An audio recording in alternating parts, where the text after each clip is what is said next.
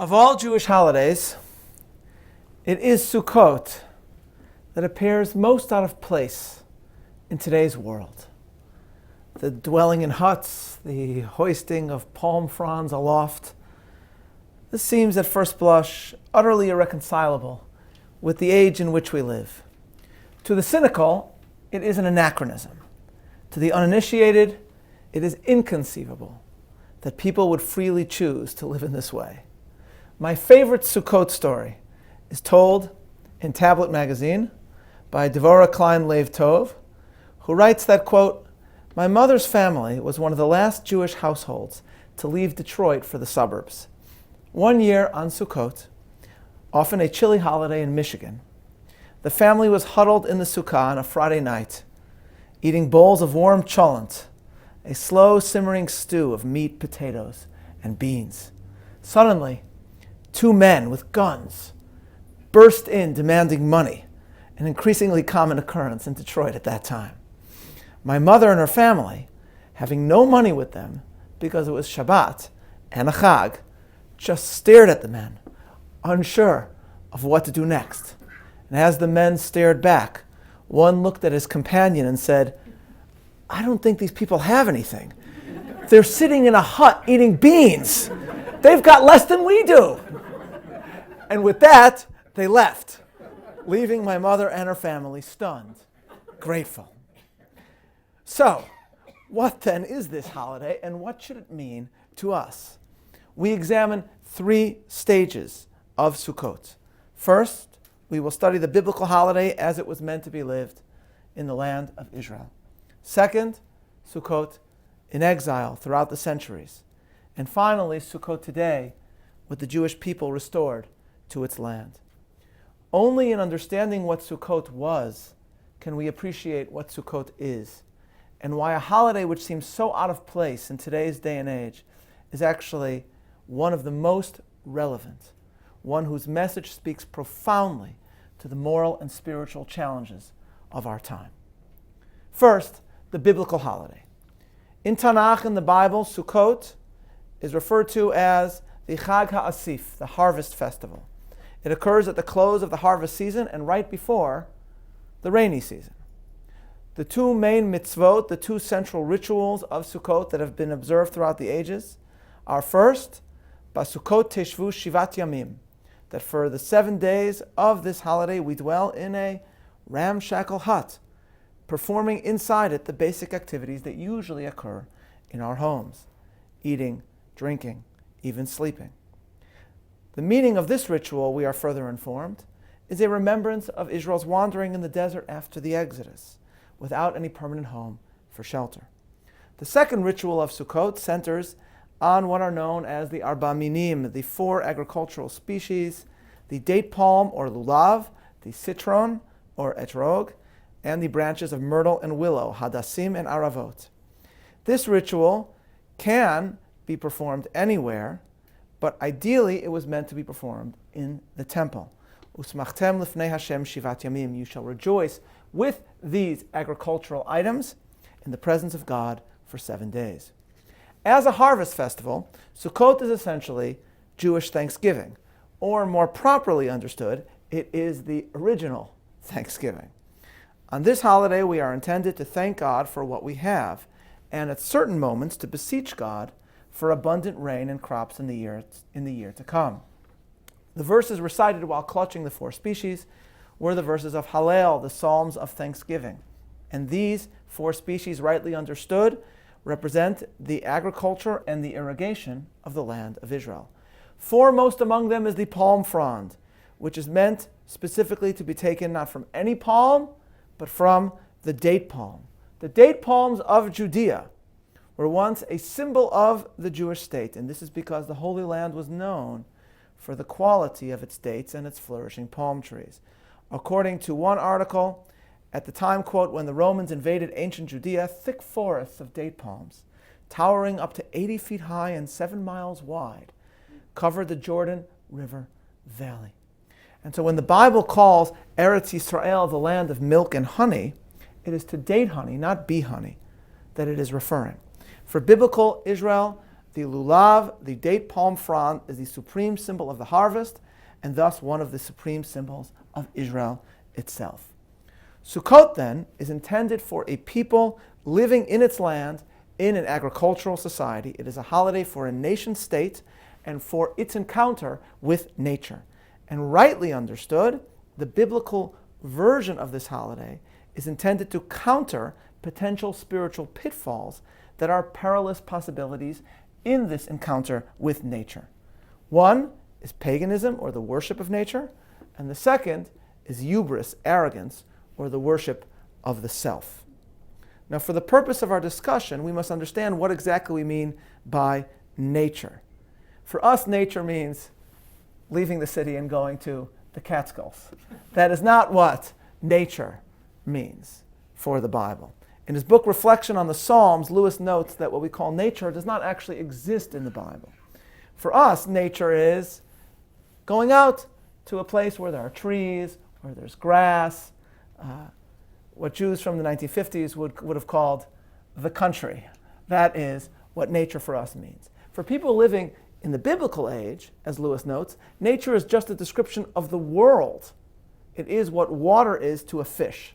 It's not something separate from the world in which they found themselves. It was the world in which they found themselves. And we have to appreciate, in this regard, that the difference between biblical Judaism and paganism was not merely one of, is there one God or many gods? Another equally important question was, is nature created by God, or is nature itself divine? Creation, the Jewish concept of creation, was in the ancient Near East a surprisingly rare doctrine. And the notion of a God who in the beginning created heaven and earth was unheard of in the ancient world. As Lewis writes, I suspect that many people assume that some clear doctrine of creation underlies all religions, that in paganism, the gods or one of the gods usually created the world, even that religions normally begin by answering the question, who made the world? In reality, creation, in any unambiguous sense, seems to be a surprisingly rare doctrine, Lewis writes, and when stories about it occur in paganism, they are often religiously unimportant. They are on the fringe where religion tails off into what was perhaps felt even at the time to be more like fairy tale. Thus, as Lewis recounts in one Egyptian story, a god called Atum came up out of the water and, being apparently a hermaphrodite, begot and bore the next two gods. After that, things could develop. In another, the whole senate of the gods came out of Nun, the deep. According to a Babylonian myth, before heaven and earth were made, a being called Aspu begot, and a being called Tiamat bore, Lachmu and Lachamu, who in their turn produced Anshar and Kishar. We are, he writes, expressly told that this pair were greater than their parents, so it is more like a myth of evolution than of creation. In the Norse myth, we begin with ice and fire, and indeed with the north and south, amidst all of which somehow a giant comes to life, who bears from his armpit a son and daughter. Greek mythology starts with heaven and earth already in existence, end quote. And the point, Lewis tells us, is not that these myths are crude. What's most interesting is not even the answers or explanations for nature that they are giving us. What is most interesting is that there are questions that they are not even asking. As an example, Lewis gives the case of a man who has arrived 10 minutes late to Shakespeare's Macbeth. I am enormously sympathetic to this case because I arrive late for events like these, and I also fall asleep during films and always need to be caught up. So a man shows up late for Macbeth and is asked what happens, and he would be properly answered, say, with the words, oh, first 3 witches came in, and then there was a scene between an old king and a wounded soldier. That is the sort of question the myths are in fact answering. But the very different question, Lewis writes, the question of how does a play originate? Does it write itself? Do the actors make it up as they go along? Or is there someone not on the stage, not like the people on the stage, someone we don't see, who invented it all and caused it to be? This, Lewis says, that is rarely asked or answered by any of the pagan civilizations. But of course, Jews, Israel, did ask this question and answered it. And so, if I can extend the Shakespearean metaphor just a bit, if all the world's a stage, biblical Israel is not only interested in what is happening on the stage, but who made the stage and who wrote the play. And so when the Bible begins by giving us answers, Bereshit bara Elokim et hashamayim ve'et haaretz. In the beginning, God created the heaven and the earth. Then nature de-divinized all of a sudden is seen not as divine, but as a masterpiece of the Almighty. Or as the Psalms say, the heavens proclaim the glory of God. This was nothing less than a revolution. And we, who do not live in that world, we for whom nature is something separate from our lives, do not understand how strong the temptation was to see nature as divine. One of the most interesting characters on the show on the History Channel called Vikings is a monk who is captured by the Norsemen and experiences both monotheism and Viking paganism. And when he is later asked in which he believes, he says, in the gentle patter of the rain, I hear my God, but in the thunder, I feel Thor. This is my agony. This is the temptation for all who lived in nature when nature was the world in which they actually lived. And so for biblical Israel, the danger of worshiping nature was ever present because, in Lewis's words, the difference for many was momentous but subtle between hearing in the thunder the voice of God or the voice of a God. And so here Sukkot provides a proper perspective. Precisely at the central moment in the cycle of nature, when veneration of nature itself is such a possibility, Israelite farmers are called to sit in a sukkah and remember thereby the Exodus, when God made manifest his absolute power over nature, which was in Egypt worshipped as gods, when he blotted out the sun, when he split the sea. And they take the four species representing their harvest in their hands, and they praise the Creator, seeing in nature not gods, but a gift of God. But if nature, for Judaism, has been de-divinized, then the corresponding danger is that the Israelite, having harnessed nature, having created crops, will forget the divine entirely and ascribe his achievement to himself. This is the central concern of the book of Deuteronomy, that after entering the land and working it and experiencing successful harvest after harvest, the Jews who in the desert sought sustenance only from God would forget that what they have achieved is the benevolent blessing of the Master of the universe. V'ram levavacha, the Torah warns, you will become arrogant and you will forget the Lord your God.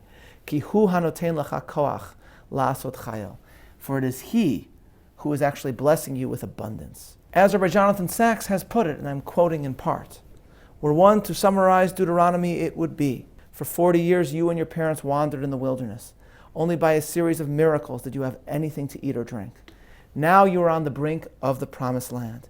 It is here that the challenge will begin, and it will be the hardest challenge of all because it will not look like a challenge. Moses gives voice to the most counterintuitive of messages in Deuteronomy. That one of the greatest of challenges is not slavery but freedom, not poverty but affluence. The paradox, writes Rabbi Sacks, is that when we have the most to thank God for, that is when we are in the greatest danger of not thanking or even thinking of God at all. And as Rabbi Samson Raphael Hirsch notes, this concern was particularly acute at the moment of the harvest, when one looks at all that has been reaped and is all too apt to attribute it entirely to his own effort, to his own gifts, to his own power. Imagine someone working in Judea or in the Galil or in Ever HaYarden in what is now the Jordan, gazing at the beautiful bushels and baskets, the fabulous fruit, and thinking to himself, I am one fantastic farmer. I did this. The Torah, in envisioning this scene, employs the imagery of the arm and the hand. V'amarta bilavavecha, kochi v'otzem yadi asali et hachayil hazeh. In gazing at this fruit, you will say in your heart that the power of my own hand has brought me this abundance. What do we see when we see this fruit? What do we see when we see this harvest? Do we see our own power, or do we have gratitude to God? I actually have a friend who was working as a CEO in 2000, and when the Bush-Cheney ticket was elected, he was invited with other CEOs to the White House or to some dinner near the White House where both the president and the vice president would attend. And he was seated at a table with Vice President Cheney. And he had ordered a kosher meal, and it wasn't coming. And then as everyone is digging into their own portions, all of a sudden, an enormous fruit basket arrives, which is placed in front of him. And it's just magnificent. And the Vice President, who, as you know, had some issues with diet and was intrigued by this, looked at the basket and says to the CEO, "How did you get that?" Not knowing that he kept kosher. And without batting an eye, my friend looked at Cheney and said, "You got to know people in this town." Okay. And so, what do we see when we see the basket? Do we attribute this to God or to ourselves? Do we give gratitude, or do we say the power of my hand has brought me this wealth? At that particular time, at the harvest season, he is called by the Bible to bid farewell to his field, to ascend to Jerusalem, to enter the temple, to take Lulav and Etrog in hand, botanical specimens symbolizing agricultural achievement, and with those arms and hands that he might believe are the source of his strength, he is called to hold aloft the symbols of the harvest and transform these embodiments of material success into the ultimate representation of gratitude to God. And he is required for 7 days to dwell not in the home he has built, but in a sukkah, remembering an age when manna fell from heaven and water flowed from a rock, when Israel knew every day that they relied on God's grace, in order to remind him, the farmer, that he too relies on God's grace as well. This is the Sukkot of the age of the Bible, and for the Second Temple period as well. We have one last glimpse at the Sukkot in an extraordinary letter discovered by the archaeologist Yigal Yadin, which was written by no one less than Shimon Bar Kokhba himself, while in the midst of rebellion. And the letter reads as follows: Shimon to Yehuda, son of Menashe, at Kiryat Arbayah, I have delivered to you 2 donkeys, in order that you dispatch along with them 2 men to Yehonatan, and to Mesabala, in order that they pack up and deliver to the camp palm branches and citrons. And you are to send additional persons from your place, and let them bring you myrtle branches and willows, and prepare them, and deliver them to the camp, because the population is large. And he concludes, fare well. But they, of course, did not fare well. Bar Kokhba fell. The rebellion failed. And in a cruel twist of fate, the date palm also became utilized as a symbol of Jewish defeat. The Romans announced the conquest of Judea and the destruction of the temple by minting coins featuring Jewish captives sitting bound under a Judean date-palm. The coins themselves boldly emblazoned with the words, Judea capta, Judea has been captured. And over the centuries, Jews wandered the world, ultimately forced to abandon agriculture as a source of sustenance, living not in nature but in cities and towns, or shtetls, or ghettos. But Sukkot, the agricultural holiday of the Holy Land, continued to be observed in exile. And this brings us to the holiday's second stage. Wherever Jews were throughout the ages, they sat in Sukkot. And over the centuries, the Sukkah came to symbolize not only the Israelite wandering in the desert, but also the wanderings of the Jews throughout the world, from place to place, never staying long, but always loyal to God. The Talmud codified as a matter of law, and Jewish thinkers stressed as a matter of theology, that the Sukkah is considered a dirat arai, a temporary dwelling, one made to last only 7 days. One reason given in the Talmud as to why a Sukkah cannot be too tall is that then it's akin to a permanent dwelling place. Moreover, a sukkah is codified need not have a mezuzah precisely because it is not a permanent home.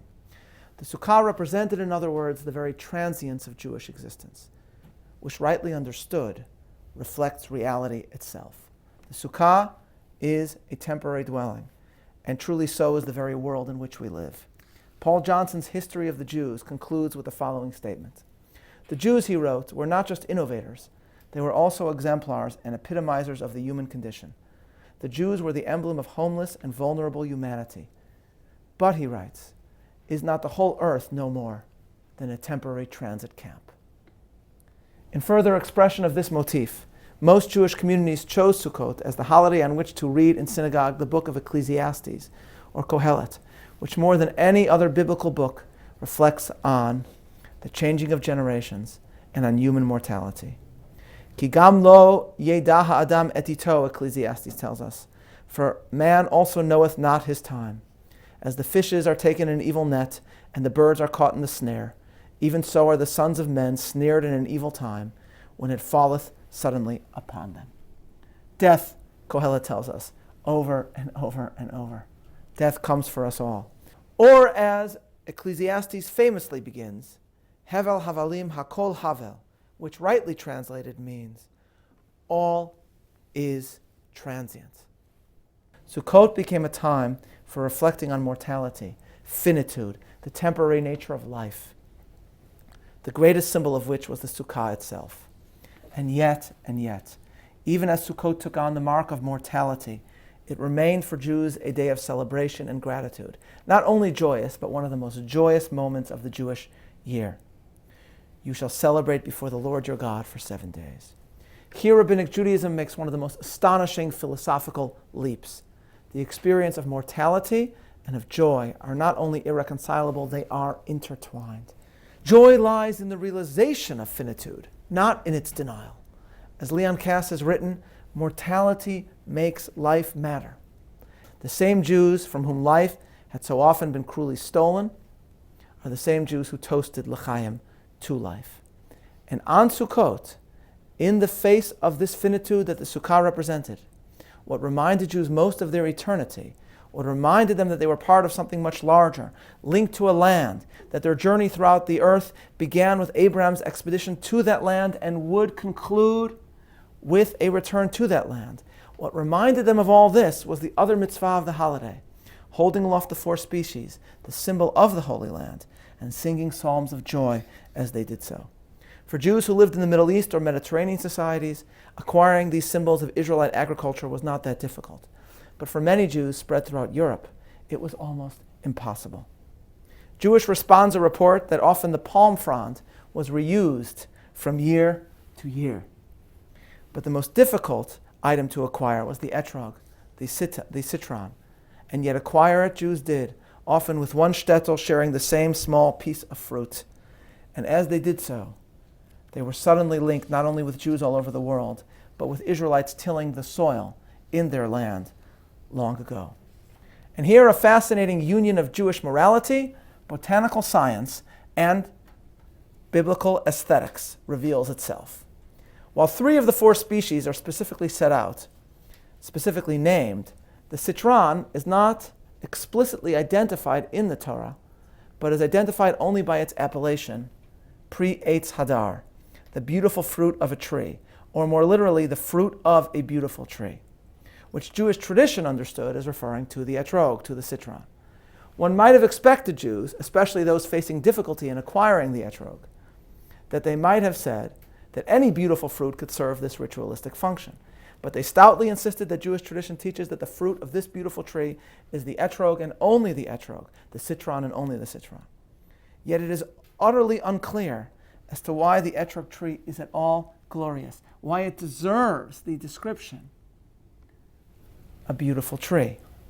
As I read in one of the most important and instructive books in my entire library, the Encyclopedia of Jewish Food by Chef and Rabbi Gil Marks, quotes, historically the citron, to put it mildly, was not a very useful plant. It was not the most hardy tree. Its wood was not prized as lumber. It was not one of the tallest trees. It was vulnerable to cold temperatures. Nor were its fruits considered a luxury food in the ancient world, like cherries and kumquats. So yes, the citron is not unlike the lemon, and yes, we are reliably informed by certain Jewish sages of the 20th century that the lemon tree is very pretty and the lemon flower sweet. But nevertheless, surely there are more beautiful trees. Surely there are more beautiful specimens of fruit. So what makes the Etrog Hadar glorious, a botanical treasure? And the answer, I think, lies in the following fascinating fact that Rabbi Marks notes. Quote, the citron is unique in that it is the only tree that can flower and bear fruit throughout the year under proper conditions. It can also distinctively retain the fruit from one year to the next. Thus, the citron is the only tree that can have buds, blossoms, and mature fruit on the tree at the same time. The Etrog tree, in other words, embodies for the Jews what is the most beautiful, the most glorious, the most profoundly Jewish value of all, continuity and the bond between generations. Indeed, the Talmud itself notes this botanical fact with a pun on the word hadar, which literally means beautiful or glorious, but which they interpret as saying that the glory of the etrog lies in the fact that it is a fruit which is hadar be'ilano, mishana lishana, that the fruit is retained on the tree from year to year, meaning that the tree is the embodiment of endurance, because through peoplehood, through the link between generations, through transmission, Jews achieve immortality. Thus, if the sukkah represents transience, the four species represent continuity, eternity, and the etrog tree is a sublime example. Or as Leon Kass puts it in another context, in perpetuation we send forth not just the seed of our bodies, but also the bearer of our hopes, our truths, and those of our tradition. If our children are to flower, we need to sow them well and nurture them, cultivate them in rich and wholesome soil, clothe them in fine and decent opinions and mores, and direct them toward the highest light, to grow straight and tall, that they may take our place as we took that of those who planted us and made way for us, so that in time they too may make way and plant. But, he adds, if they are truly to flower, we must go to seed, we must wither and give ground. And so mortality and eternity, finitude and eternal peoplehood, all came together on this holiday.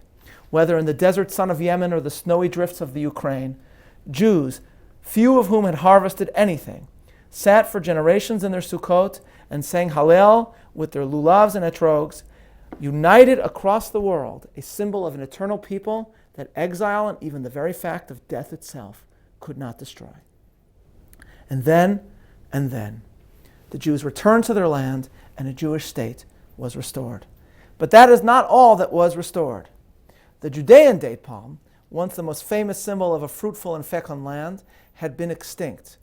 And Israel set about ensuring that Eretz Israel was a land of milk and date honey once again. But to do that, they needed to find date palms.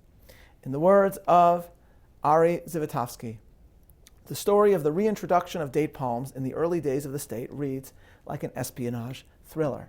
And I'm quoting here. The best place to get saplings was Iraq, but Israel and Iraq had no diplomatic or trade relations.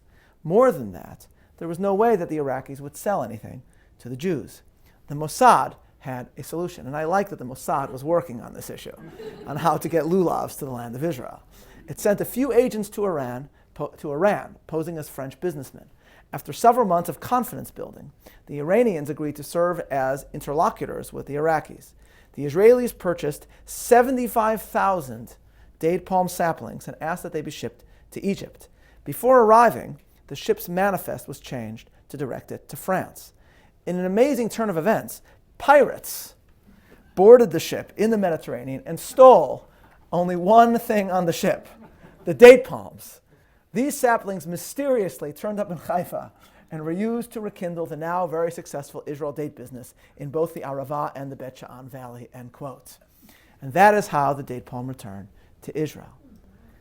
And now, when we consider the world in which we find ourselves, we realize that Sukkot today speaks to us more than ever. The Jewish people is back in its land. Meanwhile, throughout the world, the very ideas that the Bible had once taught the world to reject, a worship of nature, is in its own ways, no pun intended, sprouting once again.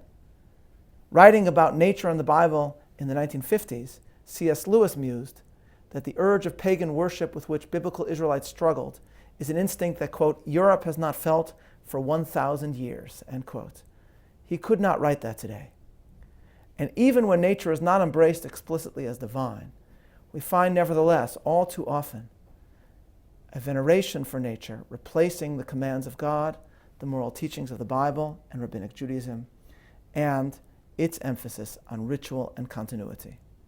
One op-ed in the newspaper known as The Forward actually argued, and I'm not making this up, that many Jews around the world should ditch the Lulav and Etrog on Sukkot in order to help the environment. And I quote, each year we produce a massive carbon footprint in the lead up to Sukkot's celebration of abundance and its message to live more sustainably and more in concert with the seasons. I'm talking about the Lulav and Etrog. As compost friendly as they may be, They are flown in from Israel and shipped en masse to American Jewish communities that couldn't grow a palm tree or an Etrog grove if they tried. What luck, says the article. We're smack in the middle of the harvest season here in North America. We have maple and oak and aspen leaves. We have squash, apples, and pumpkins in abundance. So why are we still insisting on importing astronomically expensive produce and leaves from the Middle East rather than picking an apple off our trees, using maple and oak branches from our own yards, and shaking them the same way we do with the Lulav? End quote. The irony could not be more painful.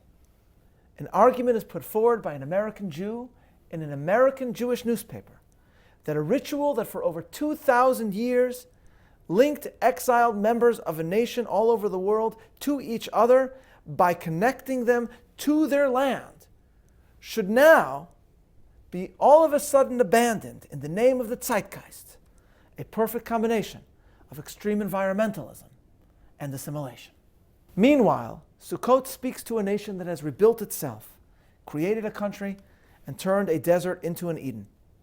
This state is indeed a tribute to Jewish ingenuity, but Sukkot also reminds us not to forget that these achievements, rightly understood, are themselves a sign of God and of chosenness. Or as Paul Johnson put it, in the 20th century over 100 states came into being, but Israel is the only one that could be considered a miracle. And in fact, one of the central symbols of Sukkot reminds us of this truth. While date palms were introduced into the land of Israel, the species known as the Judean Date-Palm, which once towered over Israel at the time of the Roman invasion, had, it would seem, disappeared forever. But 40 years ago, the archaeological excavators of Masada discovered a storage of date seeds from dates that had been stockpiled by the besieged defenders of the fortress. Assuming the seeds were an uninteresting artifact, they lay dormant in a drawer until, decades later, they were given to a scientist at the Arava Institute in Kibbutz Keturah. The seeds were pre-treated in hormone-rich solution and then planted. The result, I quote from the newspaper report, it has 5 leaves, stands 14 inches high, and is nicknamed Methuselah. It looks like an ordinary date palm seedling, but for botanist Elaine Soloway, possibly related, it is a piece of history brought back to life. Planted on January 25th, the seedling growing in the black pot in Soloway's nursery on this kibbutz in Israel's Arava desert is 2,000 years old, more than twice as old as the 900-year-old biblical character who lent his name to the young tree. It is the oldest seed ever known to produce a viable young tree. The seed, the article further reports, that produced Methuselah was discovered during archaeological excavations at Herod's palace on Masada near the Dead Sea. Its age has been confirmed by carbon dating. Scientists hope that the unique seedling will eventually yield vital clues to the medicinal properties of the fruit of the Judean date tree, which was long thought to be extinct. And the article concludes, the ancient Judean date, renowned for its succulence and famed for its many medicinal properties, had been lost to history until now. You can visit this tree today. It is planted in the sacred soil of the land of Israel, and it is flourishing. A date pit belonging to the dead defenders of Masada, now growing a date palm, a lulav tree, in a Jewish state. To see it grow is to know that this tree is simultaneously incredibly old and incredibly new. It is a 2,000-year-old seed sprouting a young sapling. It is hard to come up with a more sublime symbol of an eternal people in a resurrected state. One can only imagine how glorious it would be to utilize a lulav from Methuselah, from the first Judean date-palm in millennia. What a joining of generations one would feel in such an act. Yet rightly understood, every observance of Sukkot involves just such a joining. To sit in a sukkah or to grasp a lulav and etrog is to take part in the Jewish journey of generations. It is to find one's place in the eternal people that defeated death, and to link oneself as a Jew to all that has been, all that is, and all that is yet to be. Thank you very much. I'm Meir Soloveichik. If you enjoyed this lecture, please be sure to sign up for future updates and subscribe to our YouTube channel. Thank you for watching.